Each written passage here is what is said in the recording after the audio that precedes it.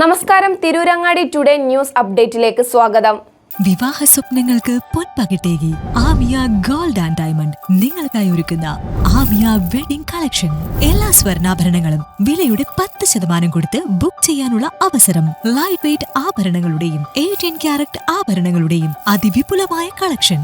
മികച്ച നിലവാരമുള്ള diamond collection വെറും 3000 രൂപ മുതൽ. കൂടാതെ പണിക്കൂലി 2.9% മുതൽ നൽകിക്കൊണ്ട് ആമിയ ഗോൾഡ് നിങ്ങളെ സ്വാഗതം ചെയ്യുന്നു. നിങ്ങളുടെ സ്വപ്ന വിവാഹത്തിന്റെ പുത്തൻ പങ്കാളി Amiya gold and diamond, bypass road, Chemmad. വാർത്തകൾ വിശദമായി.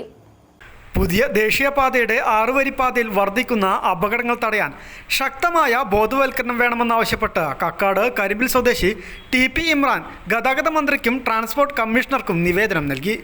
സേഫ് കേരള പദ്ധതിയിൽ ഉൾപ്പെടുത്തി മോട്ടോർ വാഹന വകുപ്പ് എൻഫോഴ്സ്മെന്റ് ഉദ്യോഗസ്ഥർ മുഖേന ഡ്രൈവർമാർക്കും നാട്ടുകാർക്കും റോഡ് സുരക്ഷാ നിയമങ്ങൾ, സീബ്ര ലൈനുകൾ, നടപ്പാതകൾ, മേൽപ്പാലങ്ങൾ, അടിപ്പാതകൾ എന്നിവയുടെ ഉപയോഗം സംബന്ധിച്ച ബോധവൽക്കരണം നൽകണമെന്നാവശ്യപ്പെട്ടാണ് നിവേദനം നൽകിയത്. അമിത വേഗതയും റോഡ് മുറിച്ചു കടക്കുന്ന അശ്രദ്ധയും അപകടങ്ങൾക്ക് കാരണമാകുന്നുവെന്ന് ഇമ്രാൻ ചൂണ്ടിക്കാണിച്ചു.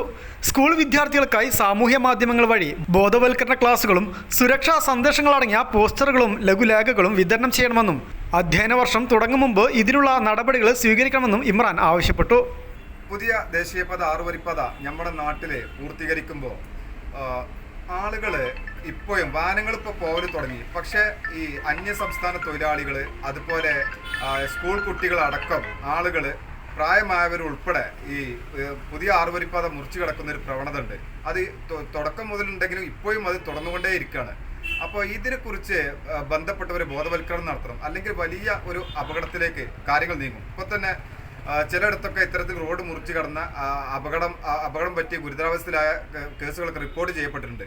അപ്പോൾ ഇപ്പോഴും ഈ റോഡ് മുറിച്ച് കിടക്കുന്ന വിഷയത്തിൽ ബന്ധപ്പെട്ടവരുടെ ശ്രദ്ധ പതിഞ്ഞിട്ടില്ല എന്നുള്ളതാണ്.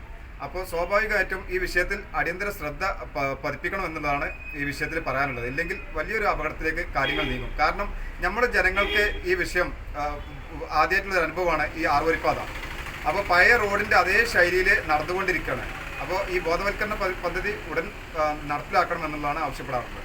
അതേപോലെ നമ്മുടെ പുതിയ ദേശീയപാത വരുമ്പോൾ ലൈൻ ട്രാഫിക്, അതുപോലെ സിഗ്നല്, പിന്നെ ഏത് വഴിയിലൂടെയാണ് നമ്മൾ റോഡിലേക്ക് പ്രവേശിക്കേണ്ടത്, ഏത് വഴിയിലൂടെയാണ് പുറത്തേക്ക് പോകേണ്ടത്, ഈ കാര്യങ്ങളെക്കുറിച്ചൊക്കെ ജനങ്ങൾക്ക് വ്യക്തമായ ധാരണ ഇല്ല.